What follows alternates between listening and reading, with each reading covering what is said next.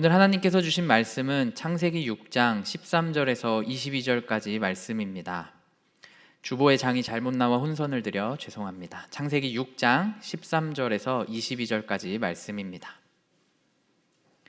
함께 창세기 6장 13절에서 22절 말씀을 교독하도록 하겠습니다. 하나님이 노아에게 이르시되 모든 혈육 있는 자의 포악함이 땅에 가득함으로 그 끝날이 내 앞에 이르렀으니 내가 그들을 땅과 함께 멸하리라. 너는 고페르 나무로 너를 위하여 방주를 만들되 그 안에 칸들을 막고 영청을 그 안팎에 칠하라. 내가 만들 방주는 이러하니 그 길이는 300규빗, 너비는 50규빗, 높이는 30규빗이라. 거기에 창을 내되 위에서부터 한 규빗에 내고 그 문은 옆으로 내고 상중하 3층으로 할지니라. 내가 홍수를 땅에 일으켜 무릇 생명의 기운이 있는 모든 육체를 천하에서 멸절하리니 땅에 있는 것들이 다 죽으리라. 그러나 너와는 내가 내 언약을 세우리니 너는 내 아들들과 내 아내와 내 며느리들과 함께 그 방주로 들어가고 혈육 있는 모든 생물을 너는 각기 암수 한 쌍씩 방주로 이끌어들어 너와 함께 생명을 보존하게 하되 새가 그 종류대로 가축이 그 종류대로 땅에 기는 모든 것이 그 종류대로 각기 둘씩 내게로 나아오리니 그 생명을 보존하게 하라. 너는 먹을 모든 양식을 내게로 가져다가 저축하라. 이것이 너와 그들의 먹을 것이 되리라. 노아가 그와 같이 하여 하나님이 자기에게 명하신 대로 다 준행하였더라. 아멘. 이것은 하나님의 말씀입니다. 오늘도 이렇게 예배의 자리에 나오신 분들을 진심으로 환영하고 축복합니다. 우리 옆에 계신 분들과 함께 인사할 텐데요. 하나님께서 당신의 삶을 인도하실 것입니다. 함께 인사하겠습니다. 네, 감사합니다. 이제부터 본격적으로 날씨가 굉장히 많이 추워졌습니다. 이제는 가을이 지나가고 또 겨울이 금방 찾아올 것 같은데요. 이렇게 날씨가 추워질 때, 연말이 다가올 때 많은 사람들은 허전함을 느낀다고 합니다. 공허함을 느끼고 내가 올 한 해 잘 살았는지, 내가 지금 잘 가고 있는지 고민하게 된다는 것입니다. 저 역시 이제 세상의 소금 염산교회에 온 지 11개월 정도가 되었습니다. 작년 말부터 벌써 11개월이 흘렀는데 올 한 해 좋은 성도님들과 또 사랑스러운 청년들과 함께 기쁘고 즐거운 시간을 보냈습니다. 하나님께 감사드립니다. 그러나 때로는 우리 청년들을 생각하면 제가 지금 잘 하고 있는지에 대한 질문이 여전히 제 안에 들곤 합니다.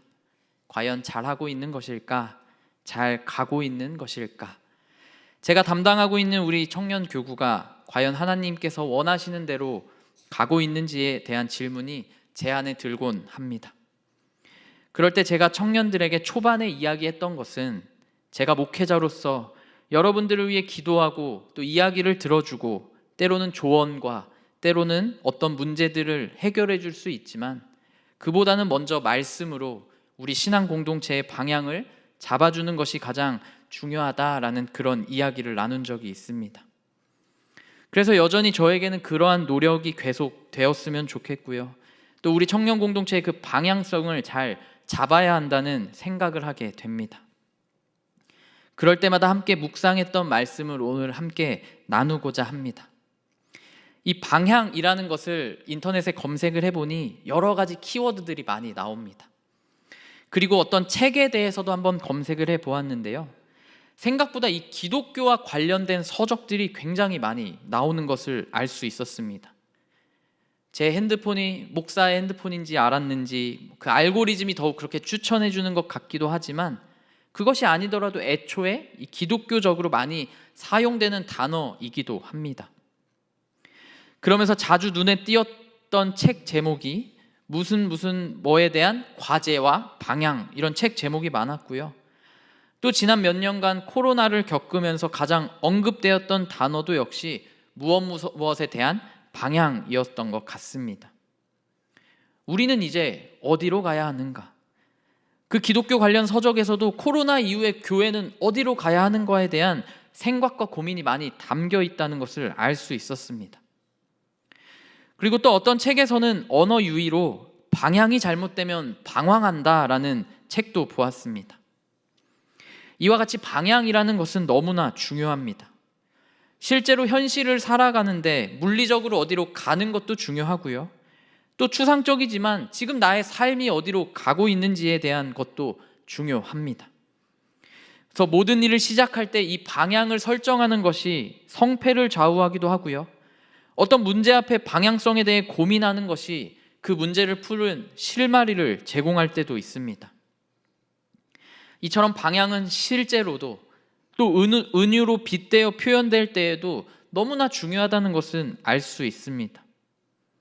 그리고 모든 사람은 방향을 계획하고 그 방향대로 살아가려고 부단히 노력합니다. 계획한 방향대로 가고 있으면 열정이 생기고 지칠 줄 모르고요. 계획한 방향대로 가지 못하다고 생각될 때에는 우리는 불안하고 때로는 좌절에 빠지기도 합니다. 그렇다면 이제 연말을 앞둔 이 시점에 우리 성도님들께서는 계획하신 방향대로 잘 가고 계신가요? 라는 질문을 드리며 오늘 말씀은 우리에게 방향에 대해 좋은 가르침을 가르쳐주고 있습니다. 먼저 오늘 본문을 살펴보면 노아라는 인물이 등장합니다. 이때 배경은 너무나 잘 아시겠지만 아담과 하와의 그 범죄 이후에 에덴 동산에서 그들은 쫓겨나게 됩니다. 그럼에도 아담과 하와에게 가죽옷을 입혀주시고 또 외부적인 위협으로부터 보호해 주시는 하나님으로 인해 그들은 자녀를 낳고 가족을 이루고 잘 살고 있었습니다. 그들에게는 두 아들이 있었는데요, 바로 가인과 아벨입니다. 가인은 아벨을 질투하여 죽이게 되고요, 이것이 인류 최초의 살인이라고 합니다. 아담과 하와의 그 선악과 사건, 가인의 그 살인 사건 이후에 죄가 사람들의 마음에 들어오게 되었고, 내가 하나님이 될 수 있다는 그 교만함과 생명을 내 마음대로 할 수 있다는 그 마음이 수많은 사람들의 마음에 들어가기 시작했고, 이미 하나님보다 내가 더 중심이 되는 그런 마음을 가지게 되었습니다. 그들은 하나님의 말씀보다 내가 하고 싶은 대로 살려는 마음이 더 컸고, 그 마음으로 더 이상 하나님을 주인으로 인정하지 않았습니다. 자연스럽게 하나님이 없는 것처럼 행동했고, 자기 생각대로 자기가 하고 싶은 대로 살게 되었습니다. 성경에서는 이것을 바로 죄라고 합니다. 그리고 사람이 많아지면 많아질수록 그 세상에 죄악이 가득했고 사람의 모든 계획이 항상 악함 뿐이었다 말씀하고 있습니다. 전능하시며 정의를 행하시는 하나님께서 죄악이 세상에 가득하고 또 사람의 모든 계획이 악함을 다 아시고 하나님께서는 처음으로 사람을 만드신 것을 후회하셨다 말씀합니다. 그래서 하나님께서는 큰 결정을 내리시는데 바로 하나님이 지으신 아름다운 땅에서 사람들을 모두 벌하시는 것이었습니다. 여기서 우리는 죄를 미워하시는 하나님의 분노를 잘 알 수 있습니다. 그때 하나님에게 한 사람이 눈에 띄었는데 노아라고 합니다. 성경에서는 이 노아를 이렇게 표현합니다. 여호와께 은혜 입은 자이고 또 의인이고 완전한 사람이고 하나님과 동행하는 사람이었다고 표현합니다. 이것은 사람에게 또한 신앙인에게 할 수 있는 최고의 극찬이요 찬사입니다. 완전히 죄에 물든 사람들, 칠흑같이 어두운 세상 속에서 작은 촛불 하나 켜져 있듯이 노아는 하나님께 유일하게 드러나 있었고 하나님은 그에게 하나님의 계획에 대해 말씀해주고 있습니다. 내가 이 땅을 멸할 것이다. 그러니 너는 가서 너를 위하여 방주를 만들어라. 방주의 모양은 이러이러하게 해라. 그리고 그 방주에 너의 가족들과 동물들 그리고 너희가 먹을 양식을 잘 저축하라 명령하십니다. 하나님께서 만들라고 하신 방주의 모습은 이렇습니다. 고페르라는 나무를 주 재료로 하고 있고요, 그 안에 칸들을 막고 다 역청으로 바릅니다. 여기서 역청은 이제 검은색 점성을 가진 액체인데요, 나무 수액을 이야기합니다. 그것의 기능은 방수의 기능이 있었고 또 접착제의 기능을 하게 됩니다. 길이는 300규빗이요 너비는 50규빗입니다. 또 높이는 30규빗의 정도에 되는 크기. 그 위를 지붕으로 덮고 창을 만들고 방주를 세 층으로 만드는 것. 그것이 바로 하나님의 명령이었습니다. 그리고 마지막 명령을 내리시는데요. 내가 언약을 세우리니 너는 너의 아들들과 아내와 며느리들과 함께 방주로 들어가라 명령하시는 것입니다. 그에 대한 노아의 반응은 어떻습니까? 하나님이 명하신 대로 다 준행하였더라. 준행하다는 것은 꼭 그대로 하였다고 할 수 있습니다. 그렇게 하나님의 명령대로 지어진 방주는 홍수 속에서 안전한 그들의 안식처가 됩니다. 그 후 홍수가 그치고 물이 말라 땅이 드러났을 때 노아는 방주에서 나왔고요. 그 이후 노아를 통해 다시 새로운 인류가 시작되는 것을 알 수 있습니다. 그래서 여기서 우리가 첫 번째로 알 수 있는 방주에 대해 알 수 있는 것은요. 방주는 구원의 기능을 가지고 있다는 것입니다. 노아를 포함한 전 인류의 심판이 내려졌지만 노아는 그 방주 안에서 안전할 수 있었습니다. 거기에 구원이 있고 노아는 방주를 통해 구원을 받게 된 것입니다. 방주는 이와 같이 인류 마지막 구원을 뜻하기도 합니다. 한 여행 유튜버가 북극에 있는 노르웨이의 스발바르 제도에 방문했는데요. 거기에는 새로운 노아의 방주라는 장소가 있다고 합니다. 진짜 방주는 아니고요. 그곳은 북극이고 계속해서 땅이 얼어있기 때문에 그 안에 국제 종자, 씨앗을 보관하는 창고로 쓰이게 됩니다. 혹시나 지구에 대재앙이 일어난 뒤 살아남은 인류의 생존을 위해 필요한 식물들의 씨앗을 보존할 목적으로 만들어진 것입니다. 그리고 투어를 신청하면 그 옆에 있는 광산을 투어할 수 있는데요. 그 옆에는 각종 인류의 기록물들이 다 저장되어 있다고 합니다. 식물의 근원되는 씨앗과 인류의 지식과 지혜가 담겨있는 기록물들이 저장되어 있는 곳, 인류가 생존하는 데 필수적으로 필요한 그것이 저장되어 있는 것을 방주에 빗대어 설명합니다. 또 여러 영화에서 재난으로 인류가 최후를 맞이할 때 꼭 들어가야 하는 곳, 그곳을 방주로 사용되기도 합니다. 또 이런 방주에 빗대어 많이 설명되는 곳이 바로 교회입니다. 그래서 어떤 교회는 아예 본당 디자인을 방주처럼 한 교회도 있고요. 또 어떤 교회는 실제로 이름이 방주인 교회도 있습니다. 또 제주도에 방주교회라고 굉장히 유명한 곳이 있는데 그곳 역시 이 방주라는 것을 모티브로 만들어졌다는 것을 알 수 있습니다. 교회가 하나님의 구원을 이룰 도구로서 사용되어야 하기 때문입니다. 그리고 하나님께서는 그 교회가 이 세상을 구원할 방주의 역할로서의 사명을 잘 감당할 것을 원하고 계십니다. 하나님께서는 분명하게 이 세상의 끝을 말씀하고 있습니다. 그것을 우리는 심판이라고 부르지만 그 심판 자체는 단순히 사람을 멸망하게 하려는 것이 아님을 밝히고 계십니다. 우리를 구원하기 위함이고 정의와 공의의 하나님의 그 성품을 잘 드러내기도 합니다.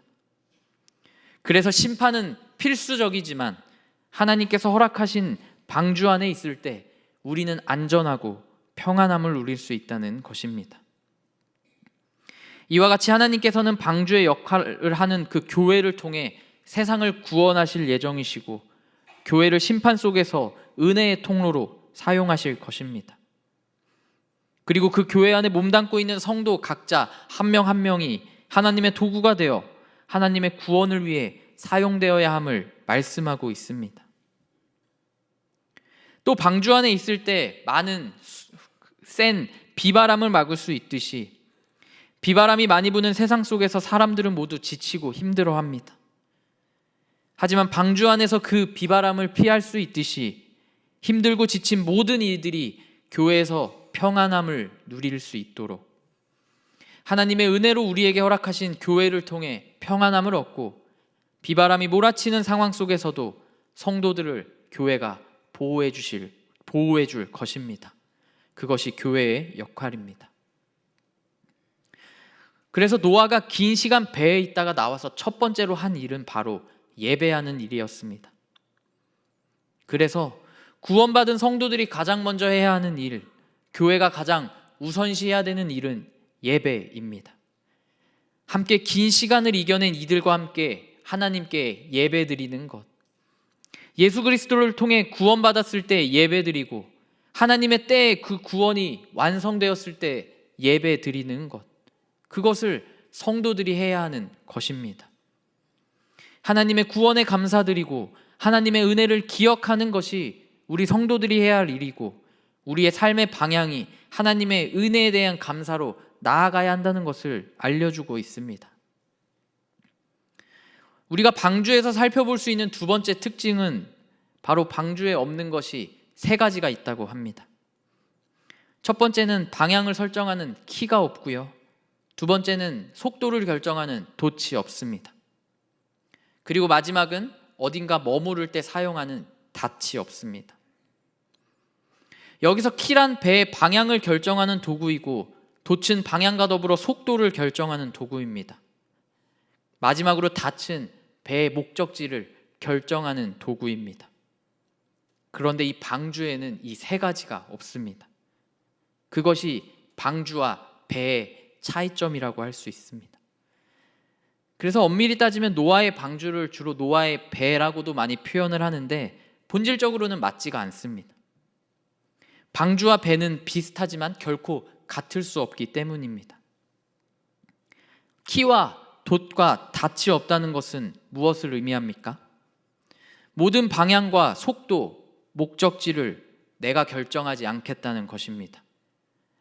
파도와 바람에 맡기는 것이고요, 이리저리 떠다니는 것을 의미합니다. 그리고 이것을 우리 신앙인의 관점으로 보았을 때는 그 모든 것을 다 하나님께 맡긴다는 것입니다.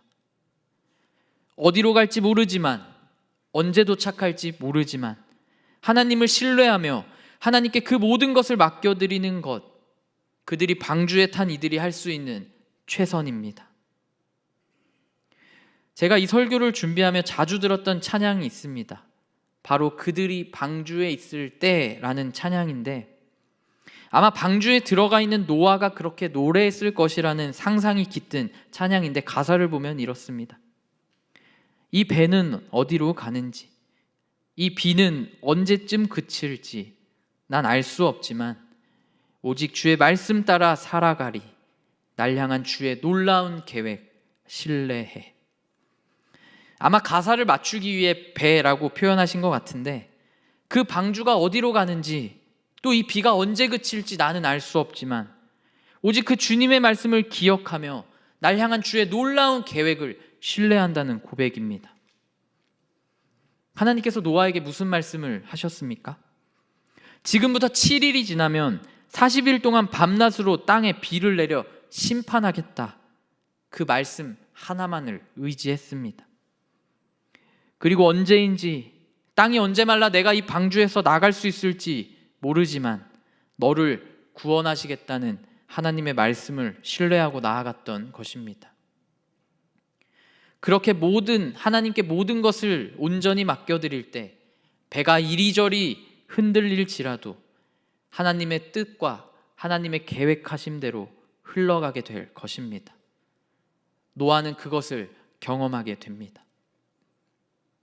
또 우리가 흔히 잘 아는 그 모세의 이야기, 모세가 3살이 되던 해에 더 이상 모세를 숨길 수 없어 태워보냈던 그 갈대 상자, 역청을 바른 갈대 상자, 그 갈대 상자를 우리가 테바라고 부르는데 그 말은 방주와 같은 단어입니다.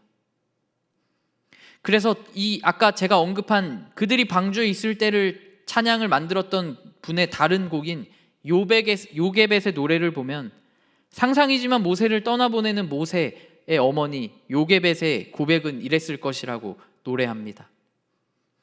너의 삶의 참 주인, 너의 참 부모이신 하나님 그 손에 너의 삶을 맡긴다. 너의 삶의 참 주인, 너를 이끄시는 주 하나님 그 손에 너의 삶을 드린다. 그 어머니는 모세를 강가에 띄어보내며 아무것도 할 수 없었습니다. 그리고 그 갈대 상자 테바 역시 키와 돛이 없었고 그 어린 모세는 그 상자 안에 그저 누워 있을 수밖에 없었습니다. 어머니조차 아무것도 해줄 수 없는 그 상황, 어디로 갈지, 어딘가에 언제 도착할지 모르지만 하나님의 인도하심을 신뢰하며 그를 강가에 띄어 보냅니다. 결국 그는 흐르고 흘러 애굽의 왕 바로의 딸에게 발견됩니다. 그녀는 그를 키우기를 원했고 그에게는 모세를 돌봐줄 유모가 필요했습니다. 그리고 모세의 어머니 요게벳이 그의 유모로 선택되어 모세를 다시 양육할 수 있었고, 계속해서 애굽의 왕자였지만 이스라엘의 교육을 받으며 그는 성장할 수 있었던 것입니다. 그것이 밑거름이 되어 하나님께 선택되어 위대한 지도자, 이스라엘 백성을 구원하시는 하나님의 도구로 쓰임을 받을 수 있었던 것입니다. 모든 것이 하나님의 계획 안에 있었고 하나님께 모든 것을 맡겨드린 그 사람은 하나님께서 하셨다 고백할 수 있는 것입니다. 또 누군가는 자신이 흔들렸다는 것도 모른 채 살다가 어느 순간 하나님께 쓰임받는 사람도 있을 것입니다. 그때를 위해 하나님께 모든 것을 맡겨드리는 연습, 하나님의 인도하심을 따라 흘러가는 경험을 하는 것이 너무나 중요합니다. 그런 하나님의 인도하심을 경험하시는 여러분들 되시기를 축복합니다. 예전에 유퀴즈에 출연해서 한 번 더 회자가 되었던 허준희 교수라는 분이 있습니다. 한국계 최초로 수학의 노벨상이라고 불리는 필즈상을 받은 이 교수가 처음 한국에 입국하며 했던 이야기가 화제가 된 적이 있습니다. 그는 이렇게 말합니다. 지금 다 돌아와서 생각해보니 제가 걸어온 이 길이 이제 구불구불하기는 했지만 저에게는 그게 가장 좋고 빠르고 최적화된 길이었던 것 같아요 라는 말을 합니다. 사실 이러한 비슷한 고백과 소감을 말하는 경우는 심심찮게 볼 수 있습니다. 그런데 제가 여기서 조금 더 와닿았던 단어는 바로 최적화라는 단어였습니다. 가장 적합한 상태, 가장 효과적인 상태를 뜻합니다.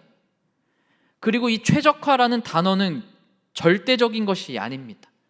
상대적인 것이죠. 모든 사람에게 다 똑같이 적용되는 것이 아니라, 모두에게 똑같이 주어지는 것이 아니라 그 사람에게 가장 알맞는 것, 그 상황에 가장 맞는 것, 그것을 이야기합니다. 우리 모두는 다 각자 다른 상황 속에 있습니다. 그리고 하나님께서는 모두에게 동일하고 똑같은 방향으로 인도하시는 것이 아니라 우리에게 가장 알맞은 길, 가장 좋은 방향으로 우리를 인도하고 계십니다.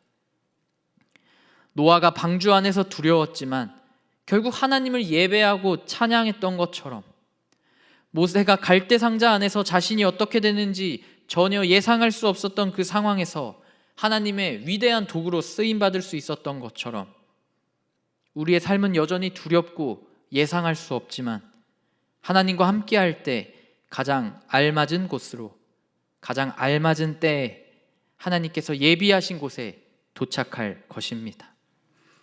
사랑하는 염산교회 성도 여러분, 다시 한번 여쭤보고 싶습니다. 올해 계획하신 방향대로 잘 나아가고 계신가요?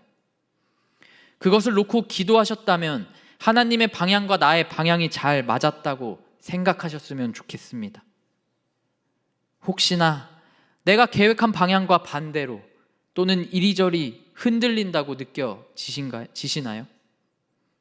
겉보기에 흔들려 보여도, 다른 길처럼 보여도 우리의 상황을 가장 잘 아시는 하나님께서 인도하고 계시다는 것을 느끼시기를 소망합니다. 그리고 오히려 이 시기에 하나님의 인도하심을 신뢰하는 그 연습을 해보는 시간, 하나님께서 함께하고 계심을 느끼는 귀한 성도님들이 되시기를 축원합니다.